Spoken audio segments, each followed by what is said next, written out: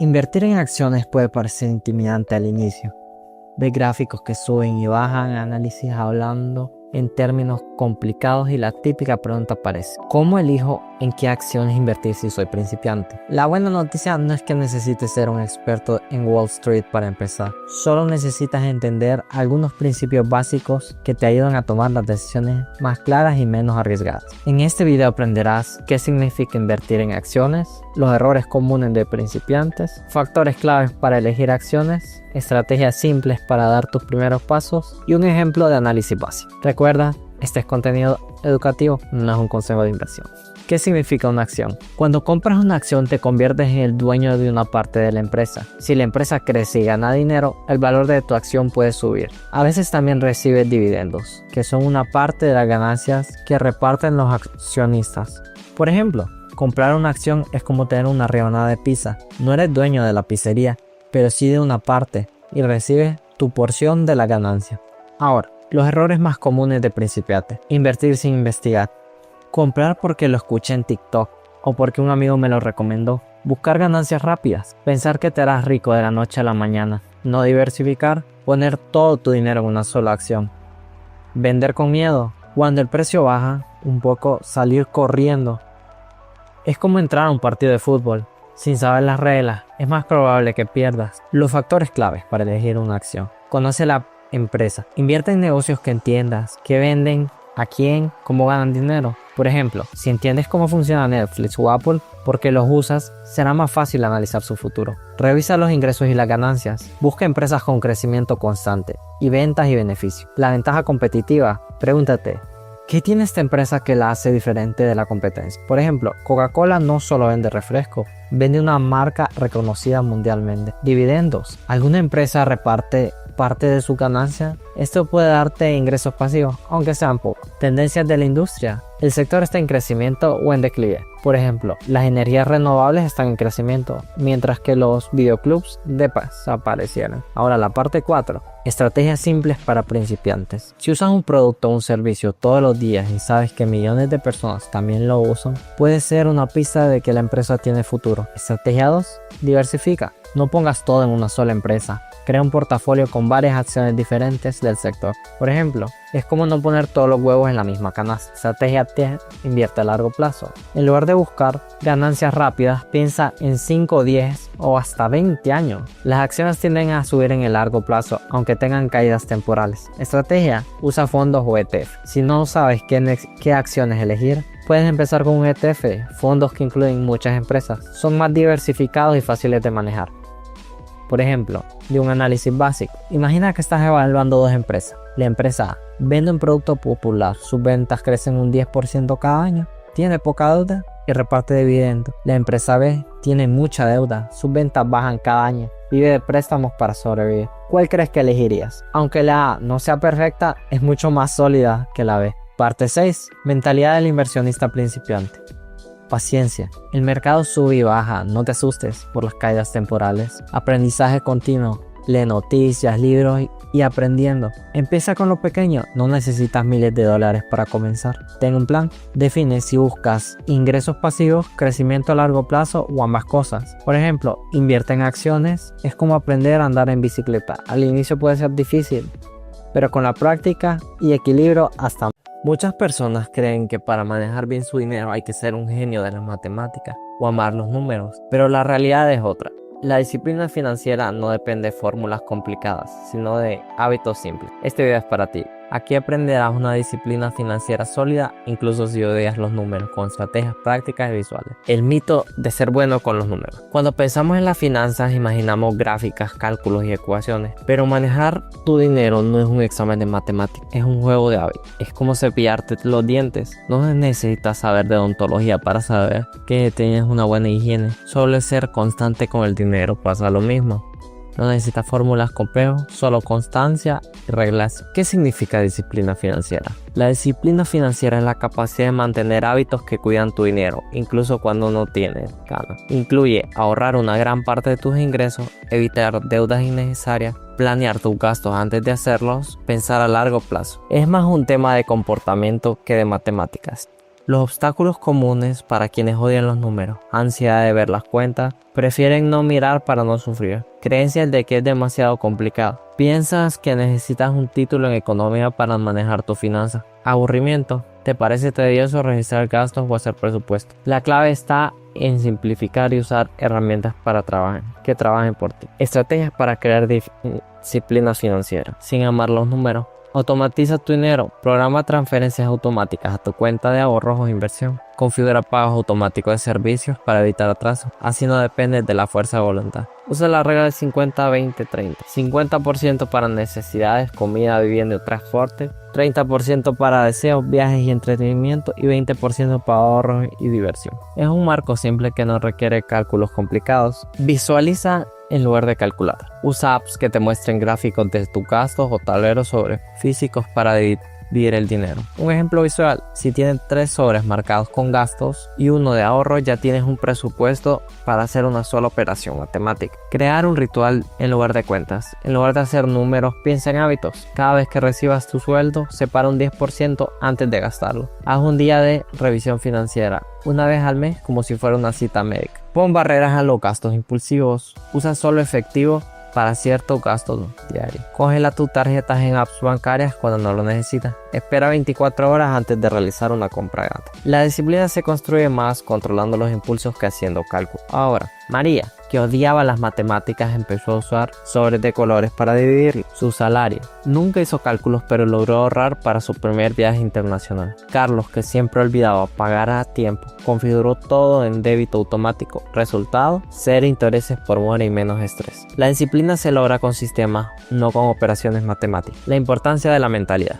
La clave está en cambiar la narrativa. No se trata de hacer cuentas, sino de cuidar tu futuro. No es aburrido, es darle libertad. No es controlar cada centavo, es crear hábitos que funcionen en piloto automático. La importancia de la mentalidad. La clave está en cambiar la narrativa. No se trata de hacer cuentas, sino de cuidar tu futuro. No es aburrido, es darle libertad. No es Cuando escuchas hablar de bonos y letras del tesoro, quizás piense que son instrumentos complicados solo para economistas o grandes inversores, pero en realidad son una forma más antigua y segura y accesible de invertir tu dinero. En este video vamos a descubrir qué son las letras y los bonos del tesoro, cómo funcionan, sus ventajas y riesgos, ejemplos prácticos para entenderlos y cómo puede ser una opción interesante para mejorar tus finanzas personales. Ahora, ¿qué son las letras y los bonos del tesoro? Los gobiernos necesitan dinero para financiar sus proyectos, construcción de carreteras, hospitales, para pagar salarios públicos, etc. En lugar de pedir préstamo a un banco, emiten deuda pública, que los ciudadanos pueden comprar. La deuda se divide en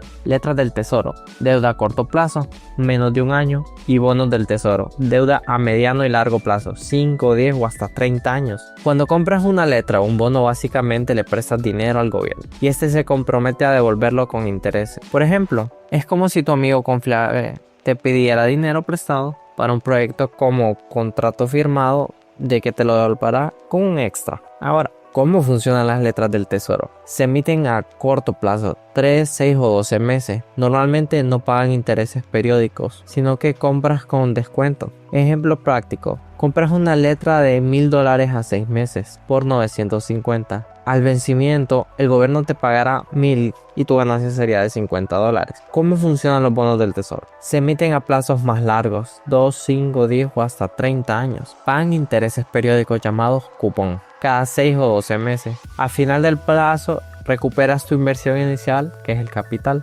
Ahora un ejemplo: compras un bono de $1,000 a 10 años con un cupón del 5%. Cada año recibes $50 de intereses. Al final de los 10 años recuperas tus $1,000 con intereses que recibiste durante la vida del bono. Ventajas de invertir en bonos y letras del tesoro. La seguridad: son emitidos por el gobierno, uno de los prestatarios más confiables. La rentabilidad estable: sabes cuánto vas a ganar desde el inicio. Liquidez: puedes venderlo en el mercado secundario si necesitas recuperar tu dinero antes. Diversificación: son buenos complementos para otros activos más arriesgados como acciones o criptomonedas. Por ejemplo, son como el cinturón de seguridad de tu portafolio. No te harán millonario rápido, pero te protegerán de grandes caídas. Y los riesgos a considerar: El riesgo de la inflación. Si la inflación es mayor que la tasa del bono, tu ganancia real se puede volver negativa. El riesgo de los tipos de interés. Si las tasas suben, los bonos existentes pierden valor en el mercado secundario. El riesgo del país. En gobiernos muy endeudados o inestables existe riesgo de impago,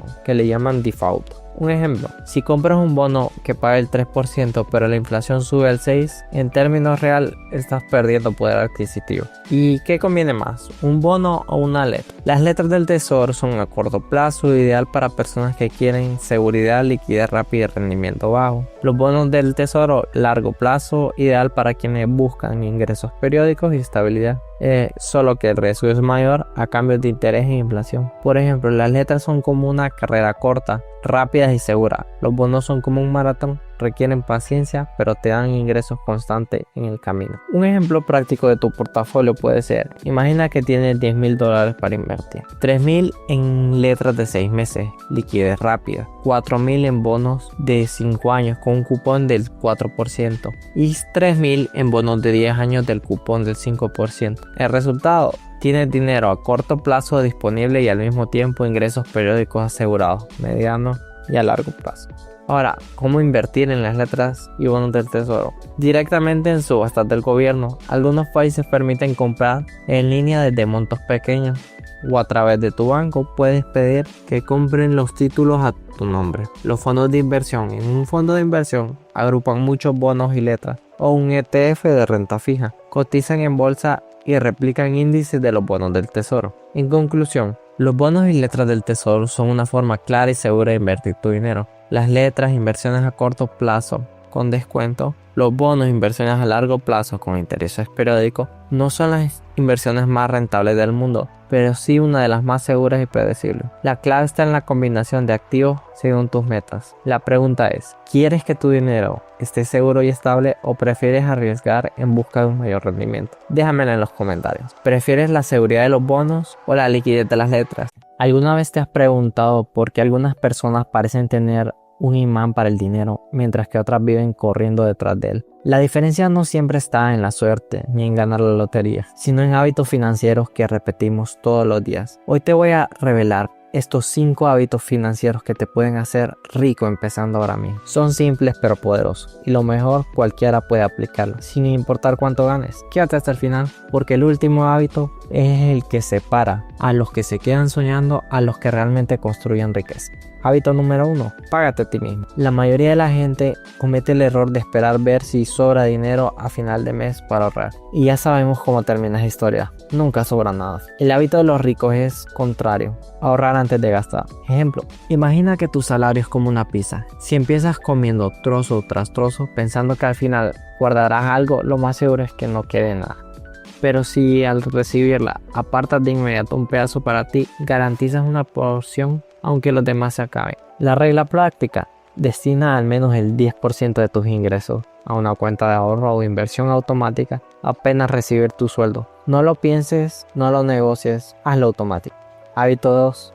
Vive por debajo de tus posibilidades. El dinero no se trata de cuánto ganas, sino de cuánto conservas. Si tus gastos crecen al mismo tiempo que tus ingresos, nunca acumularás riqueza. Imagina que tienes un balde con agua. Si haces un agujero del mismo tamaño que el chorro que entra, el nivel del agua nunca subirá. Los ricos entienden que para crecer financieramente necesitan un margen positivo, ganar más de lo que gastan. Esta es una estrategia PAC. Haz un presupuesto sencillo. Puede ser la regla del 50-30-20. Elimina o reduce los gastos hormigas: café diario, aplicaciones que no usas, suscripciones olvidadas. Usa la regla de las 24 horas. Si quieres comprar algo que no es esencial, espera un día antes de decidir. Cada peso que no gastes innecesariamente es un soldado que puede trabajar para ti en la inversión. Hábito 3. Haz que tu dinero trabaje para ti. El ahorro es el primer paso, pero no es suficiente. El dinero guardado bajo el colchón pierde el valor por la inflación. La clave está en invertirlo. Imagina que tienes semillas. Si las guardas en un cajón, no pasa nada, pero si las plantas en una buena tierra, se convierte en un árbol que produce más semillas. Así funciona el interés compuesto. Tus ganancias generan nuevas ganancias con el tiempo. Las opciones más comunes son los fondos indexados, bienes raíces, negocios o emprendimientos escalonados. No importa si empiezas con $50 o $500, lo importante es empezar. El tiempo multiplica los resultados. Hábito 4. Rodéate con personas con mentalidad de crecimiento. Tus hábitos no nacen con tu fuerza de voluntad, también se contagian del ambiente en que vives. Si tus 5 amigos más cercanos gastan todos los fines de semana en gadgets o deudas, lo más probable es que tú también lo hagas. Pero si te rodeas de personas que hablan de inversiones y proyectos de crecimiento, tu mentalidad cambia. Una acción. ¿Sabías que la mayoría de las personas que hacen un presupuesto financiero lo abandonan en menos de 3 meses? La razón no es el presupuesto no funcione, sino que lo están haciendo mal. Hoy vamos a descubrir los 10 errores más comunes al momento de hacer un presupuesto. Y lo más importante, cómo evitarlo para que tu dinero trabaje realmente a tu favor. Quédate hasta el final porque el error número 10 es el más peligroso y el que más gente comete sin darse cuenta. Error número 1. No tener una meta clara. Mucha gente empieza su presupuesto solo porque debe hacerlo, pero sin un propósito. ¿Para qué sirve un presupuesto si no sabemos qué queremos lograr? Es como salir de viaje sin destino. Gastaría gasolina, tiempo y esfuerzo, pero terminarías perdido. Una solución. Antes de anotar números, define tus objetivos financieros. Ejemplo, quiero ahorrar para un fondo de emergencia de 3 meses, quiero pagar mis deudas en 12 meses o quiero invertir para mi retiro. Un presupuesto sin metas es como una lista de gastos. Error número 2, ignorar los gastos pequeños. Todos registramos la renta, internet de luz, pero nadie anota los cafés, las aplicaciones, los antojos, las suscripciones olvidadas. El problema es que estos pequeños gastos, conocidos como gastos hormiga, son los que más dañan tu presupuesto. Imagina que gastas $3 al día por café, son más de $1,000 al año. Durante un mes escribe absolutamente todo lo que gastes, incluso si son monedas. Te sorprenderá ver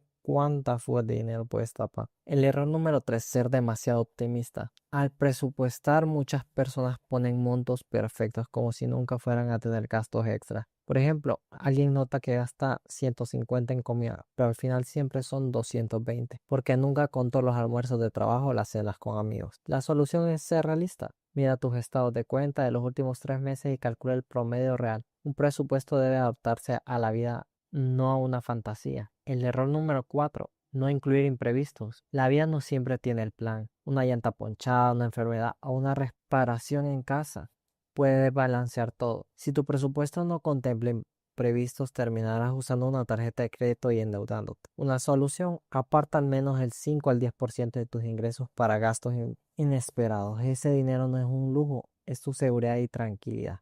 Error número 5. Olvida los gastos anuales o periódicos. Seguros, matrículas escolares, mantenimiento del auto, impuestos. Muchos de estos pagos no son mensuales, pero sí llegan y duelen. No los contemples. Toma estos gastos grandes dividiéndolos entre 12 y destina esa cantidad del mes. Así cuando llegue el pago tendrás dinero listo sin afectar el flujo. Error número 6. No involucrar a tu familia. Si compartes gastos con pareja o hijos de familia, pero eres el único que sigue el presupuesto, es cuestión de tiempo a que falle. Por ejemplo, si tú decides gastar menos en comida, pero tu pareja sigue pidiendo delivery 3 veces por semana, el resultado, el presupuesto es error. Una solución simple: haz un presupuesto en conjunto. Todos deben estar enterados y comprometidos. Un equipo alineado multiplica los resultados. Error número 7. No revisar y ajustar. Un presupuesto no es una foto fija, es una película. Cambia con tu vida. Tu sueldo puede subir, tus gastos pueden bajar o puede que tengas nuevas metas. El error es hacer un presupuesto en enero y nunca más mirarlo. Una solución: revisa tu presupuesto cada mes ajustando categorías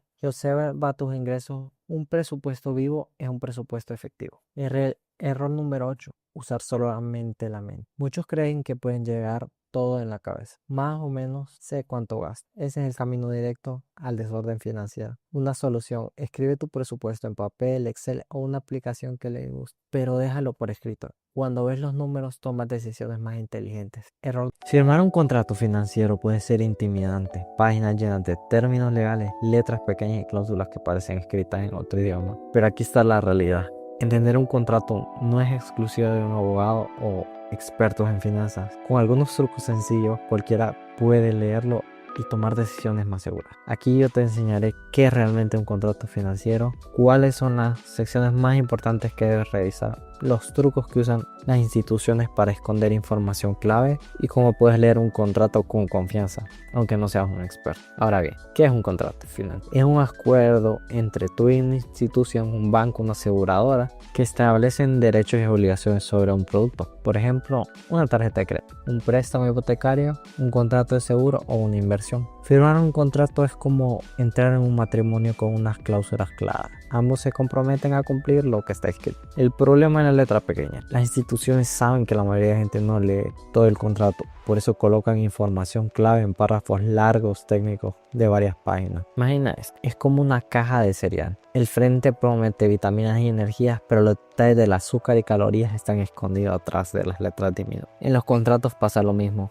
Lo atractivo está en grande, tasa baja, pero los costos y condiciones están ocultos en detalle. Las secciones más importantes que debes leer. La tasa de interés puede ser fija o variable. Si es variable, pregunta ¿qué pasa si sube? Por ejemplo, un préstamo con interés fijo del 10% se mantiene igual. Uno variable puede aumentar desde el 8 y terminar en el 18. Comisiones y cargos ocultos. Mantenimiento de cuentas, seguros obligatorios, gastos administrativos. A veces las comisiones pesan más que los intereses que no te dan. Los plazos y condiciones de pago. ¿Cuánto tiempo tengo que pagar esto? ¿Qué pasa si pagas antes o después? Cláusulas de penalización por retraso. Costos de cancelación anticipada. Tus derechos y obligaciones. Derecho a pedir estados de cuenta. Obligaciones a mantener un saldo mínimo. Algunos de estos son trucos comunes. Lenguaje complicado. Usan términos técnicos que no entiendes. Beneficios en grande y riesgos en pequeño. Sin intereses por 6 meses. Pero en la letra pequeña, después del mes 7, intereses del 45% anual. Condiciones adicionales. Te ofrecen una tasa baja solo si cumples requisitos específicos que rara vez explican en detalle. Identificar estos trucos es clave para leer como un experto. Estrategia práctica para leer. No te apresures a firmar. Pide poderte llevar una copia del contrato. Subraya las palabras claves, intereses, comisiones, penalizaciones. Hazte 3 preguntas básicas. ¿Cuánto me cuesta en total? ¿Qué pasa si no cumplo? ¿Qué gano realmente con este contrato? Usa ejemplos numéricos. Convierte los porcentajes en cantidades reales. Por ejemplo, si me prestan 10.000 al 30% anual, esos son 3.000 al año. Pregunta todo lo que no entiendas. No tengas miedo. Si el asesor no te explica con claridad, desconfía. Ahora un ejemplo, supongamos que te ofrecen una tarjeta de crédito con 0% de interés por 6 meses en letras grandes. Después la tasa variable del 40% anual en letras pequeñas y una comisión anual de $100 y una penalización del 10% por retraso. Si solo lees lo atractivo, parece una gran oferta. Pero si haces los cálculos descubrirás que después de 6 meses de costo puede ser altísimo. Una lección, no te dejes llevar por lo que aparece en grande. Revisa siempre lo que aparece en más pequeño. Y un tip para no sentirte abrumado. Piensa en el contrato como un mapa. No necesitas entender cada palabra, solo ubicar los puntos claves. Usa ejemplos cotidianos, traduce los números a gastos reales de tu vida. Recuerda que preguntar no te hace ignorante, te hace responsable. La meta no es volverte abogado, sino consumir conscientemente. Leer un contrato financiero. Imagina que tus finanzas son como un barco, navegando por mar abierto. Un día el mar está tranquilo, pero al siguiente puede desatarse una tormenta. ¿Cómo logras mantener el equilibrio? La respuesta está aquí, en tu portafolio de inversión. En este video aprenderás qué es un portafolio de equilibrio, por qué es importante y cómo construir uno paso a paso. Recuerda, todo lo que verás aquí es con fines educativos, no es un consejo de inversión personalizado. Ahora, ¿qué es un portafolio de inversión? Un portafolio es simplemente el conjunto de todos los activos en los que decides poner tu dinero. Acciones, bonos, fondos indexados, bienes raíces, criptomonedas, incluso tu propio fondo de emergencia. Un portafolio equilibrado significa que no tienes todos los huevos en la misma cesta. Es una estrategia para reducir riesgos y aumentar la probabilidad de lograr tus metas financieras. ¿Por qué es importante el equilibrio? Si inviertes todo en un solo activo como acciones, tecnología, puedes ganar mucho, pero también puedes perderlo casi todo en una caída de mercado. En cambio, un portafolio equilibrado busca mezclar riesgos y rendimientos. Piensa él como una dieta. No puedes comer solo pizza todos los días. Necesitas frutas, verduras, proteínas. Igual pasa con las inversiones. Necesitas variedad para estar sano financieramente. Ahora, los 3 pilares de un portafolio equilibrado. Seguridad. Activos más estables como bonos gubernamentales o depósitos a plazo fijo. Crecimiento. Acciones, fondos de inversión, ETFs que te permiten aumentar tu capital con el tiempo. Liquidez. Dinero disponible en efectivo o cuenta de ahorros para emergencia. Cada persona decide el peso de estos pilares según sus metas, edad y toneladas de riesgo. Ahora el paso a paso para crear tu portafolio equilibrado. Primero, define tus objetivos financieros. ¿Quieres ahorrar para tu retiro, comprar una casa o simplemente multiplicar tus ahorros? El objetivo define la estrategia. Paso 2. Evalúa tu tolerancia a riesgo.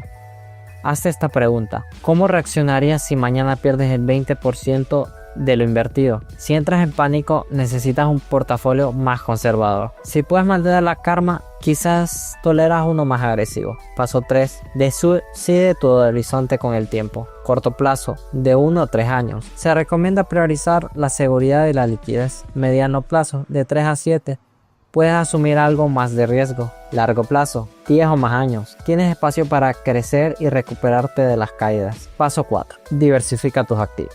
Por ejemplo, el 50% en las acciones, crecimiento, 30% en bonos, seguridad, 20% en efectivo o fondo líquido, liquidez. Paso 5. Revisa y ajusta regularmente. Un portafolio no es algo que se arma de una vez y se olvida. Al menos una vez al año revisa si tu peso en acciones y bonos siguen equilibrados. Si tu situación personal cambió, nuevo trabajo, hijos, deudas, si necesitas mover parte de tus inversiones hacia otros activos. Número 5. Los errores más comunes al crear un portafolio. Apostar todo en un solo activo. No tener un fondo de emergencia antes de invertir. Ignorar la tolerancia a riesgo y copiar lo que hacen.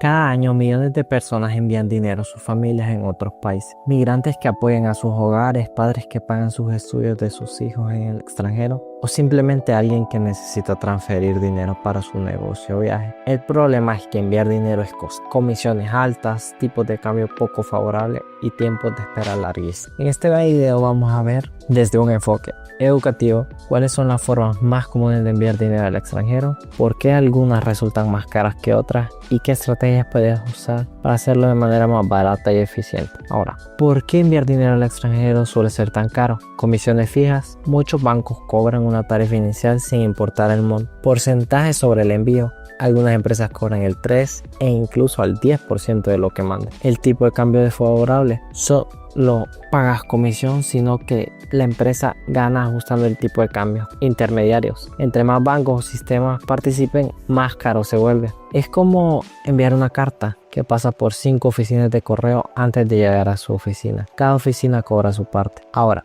opciones tradicionales para enviar dinero. Banco. La ventaja es que es seguro y respaldado. La desventaja es que suelen tener comisiones altas y procesos lentos. Empresas de remesas como Western Union, MoneyGram son rápidas en puntos de retiro en casi todo el mundo. La desventaja es que las comisiones y los tipos de cambio son menos favorables. Cheques o giros internacionales es un método tradicional. La desventaja es que es muy lento y poco usado hoy en día. Ahora, las opciones digitales y modernas. Plataformas online como Wise, Remind, World, Reddit, entre otras, comisiones más bajas que los bancos, mejor tipo de cambio y transferencias más rápidas o cuentas a billeteras electrónicas. Criptomonedas, apps bancarias internacionales como PayPal, convienen para estudiantes y viajeros. Algunas tienen costos ocultos al momento de retirar el dinero. Tienes que tener cuidado. Ahora un ejemplo. Imagina que quieres enviar $500 a tu familia. En un banco tradicional te cobran $30 de comisión más el tipo de cambio favorable, que llegarán siendo unos 460. Una empresa de remesas te cobrará $20 más el ajuste de tipo de cambio, llegan unos 470. Ahora Wise o otras te cobran una comisión de $8 y llegan 492. Ahora en las criptomonedas la comisión es de $2, pero el valor puede variar en minutos. Llega entre 498 o hasta incluso 510 más de lo que envías. La diferencia puede ser de $40 o más o un solo envío. Ahora los factores a considerar antes de elegir. El costo total. No mires solo la comisión, revisa también el tipo de cambio. La velocidad. ¿Necesitas que llegue en minutos o el mismo día? Comodidad para el receptor. ¿Puede tu familia recibir en una cuenta bancaria, billetera digital o lo necesitas en efectivo? Seguridad. Plataformas reguladas son más seguras que opciones informales. Estrategias educativas para ahorrar al momento de enviar dinero. Compara siempre. Usa comparar de envíos en línea antes de elegir. Envía menos veces pero en montos mayores para reducir comisiones fijas. Aprovecha transferencias digitales. Suelen ser más baratas que en efectivo o en ventanilla. Explora billeteras electrónicas. Si ambos tienen la app, puede salir gratis. Educar a quienes reciben. Enseñar a tus familiares a usar cuentas digitales o billeteras de ahorro puede ahorrarles dinero y tiempo. Uno de los errores más comunes al enviar dinero. El primero es creer que el banco siempre es más seguro y más barato. No revisar el tipo de cambio aplicado. Usar siempre el método por costumbre, aunque sea caro. Enviar montos pequeños, muchas veces pagando más comisión.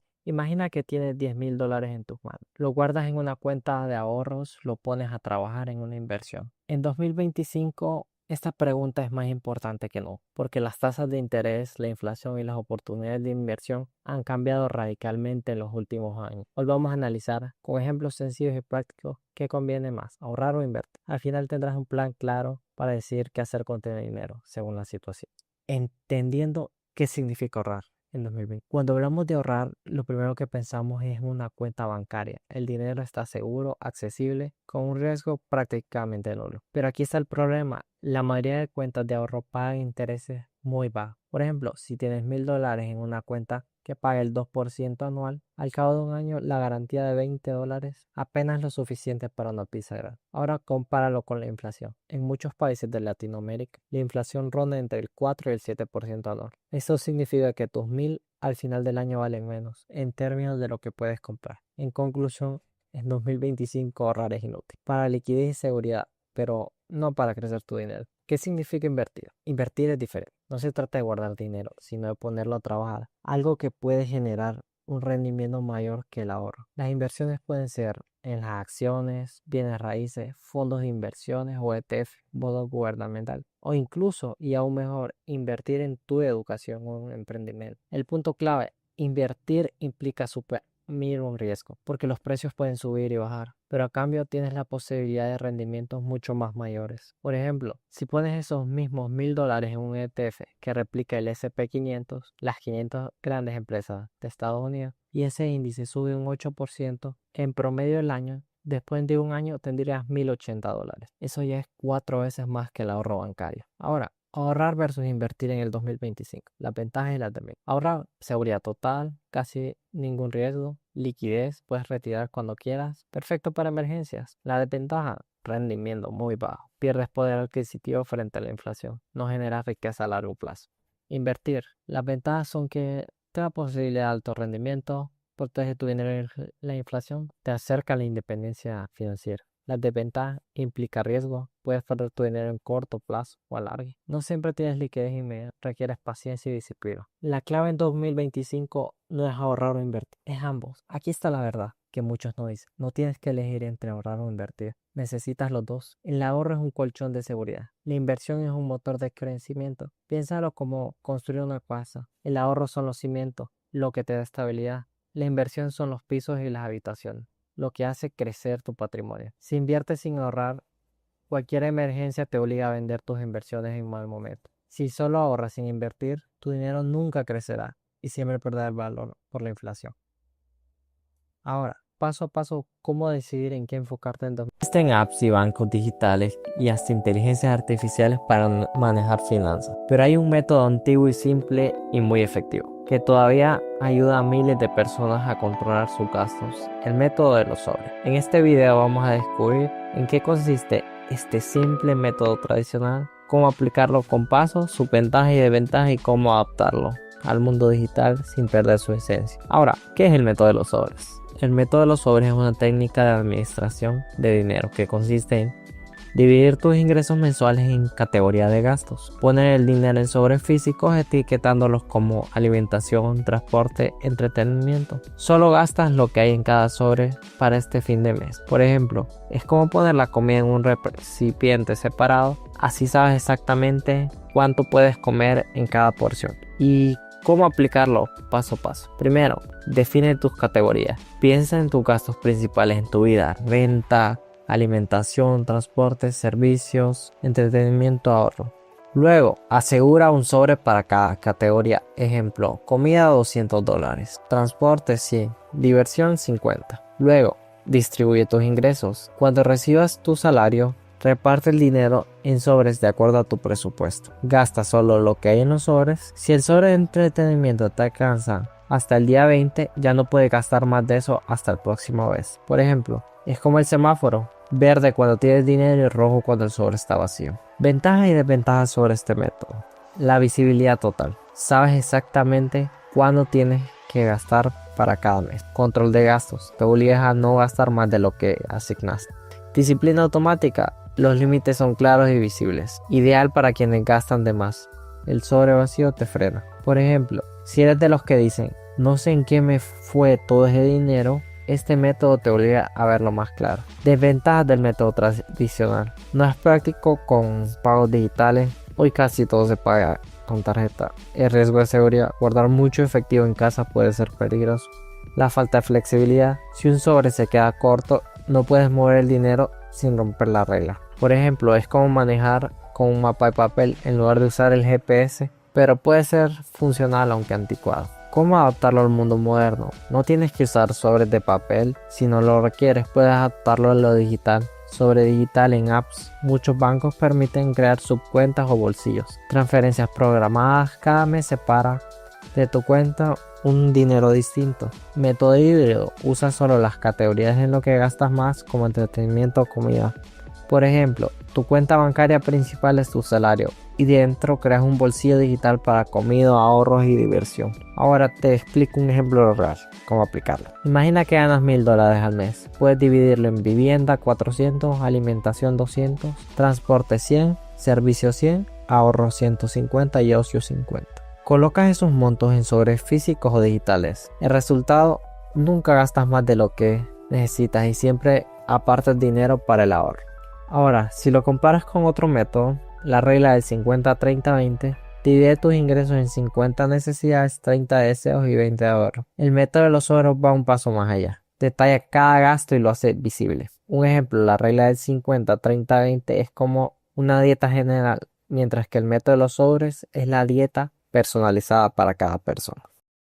¿Vale la pena invertir en Bitcoin en 2025? Esa es la pregunta que miles de personas se están haciendo ahora mismo. Algunos lo ven como oro digital del futuro, otros lo consideran una burbuja lista para explotar. Lo cierto es que el Bitcoin sigue siendo imposible de ignorar. Y hoy vamos a analizar desde todos los ángulos, su historia, sus ventajas, sus riesgos y cómo podríamos encajar dentro de una estrategia financiera inteligente. Aclaro de entrada, esto no es un consejo de inversión, es información educativa para que tomes las mejores decisiones por ti mismo. ¿Qué es el Bitcoin realmente? Imagina un libro de cuentas que no pertenece a ningún banco, gobierno o empresa, sino a millones de computadoras conectadas en todo el mundo. Ese libro se llama blockchain y Bitcoin fue la primera moneda creada para funcionar sobre él. En pocas palabras, Bitcoin es dinero digital descentralizado. No lo controla ningún país, escaso, solo existen 21 millones de Bitcoin, transparente y verificable. Todas las transacciones quedan registradas en las cadenas de bloques. Su creador, conocido como Satoshi Nakamoto, lo lanzó en 2009, justo después de la crisis financiera, con la idea de crear una alternativa al sistema bancario tradicional. El recorrido de Bitcoin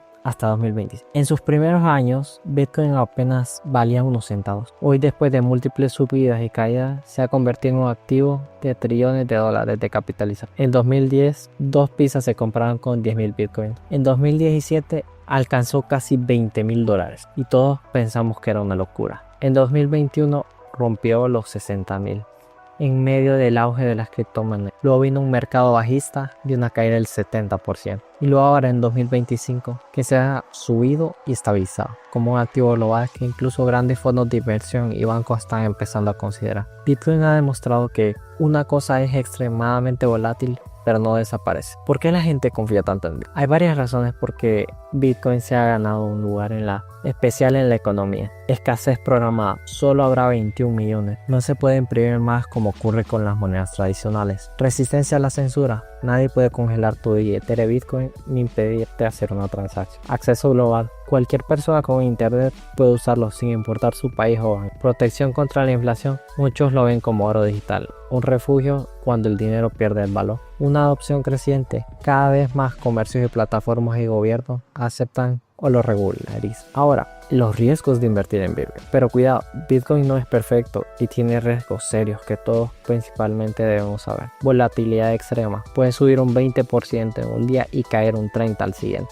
Falta de regulación clara. En algunos países está permitido, en otros restringido y en otros prohibido. Seguridad personal. Si pierdes tu clave privada pierdes tu Bitcoin para siempre. Especulación. Muchos lo ven como una apuesta rápida, lo que genera una burbuja. Riesgo tecnológico. Aunque la red es muy segura, ningún sistema es 100% inmune al cambio del futuro. Invertir en Bitcoin es como subir una montaña rusa. Emocionante, pero no apto para quienes buscan estabilidad inmediata. Ahora, Bitcoin frente a otras inversiones en 2025. Si lo comparamos con las opciones tradicionales, acciones representan empresas con flujo de caja. Bitcoin en cambio no genera ingresos. Su valor depende de la oferta y demanda. Bonos. Ofrecen rentas fijas y estabilidad. Bitcoin no paga intereses. Bienes raíces aportan rentas y valores tangibles. Bitcoin es intangible y digital. Esto es por qué elegirlo, porque ningún otro activo combina escasez, globalización y tecnología como Bitcoin. Para algunos es como diversificar y no depender solo del sistema financiero tradicional. Ahora, las estrategias comunes con Bitcoin. Aquí no se trata de decidir invertir